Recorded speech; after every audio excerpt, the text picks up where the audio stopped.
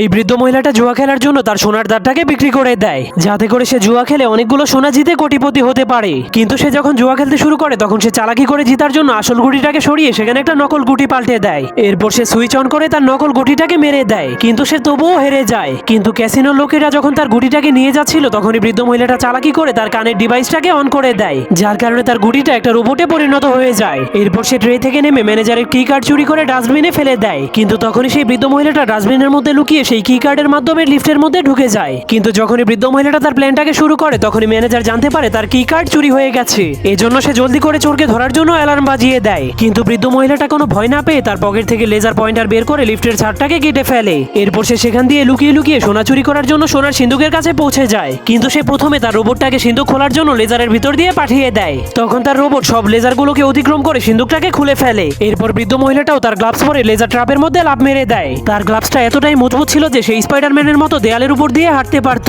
কিন্তু তখনই সিন্ধুকের সকল দরজাগুলো অটোমেটিক ভাবে বন্ধ হতে শুরু করে দেয়, যার কারণে বৃদ্ধ মহিলাটা জলদি করে সোনার লকারের কাছে যেতে শুরু করে দেয়। কিন্তু তখনই সেই ম্যানেজার সেখানে চলে আসার কারণে বৃদ্ধ মহিলাটা ভয় পেয়ে নিচে পড়ে যায়। কিন্তু বৃদ্ধ মহিলাটা তবুও হার মানে না।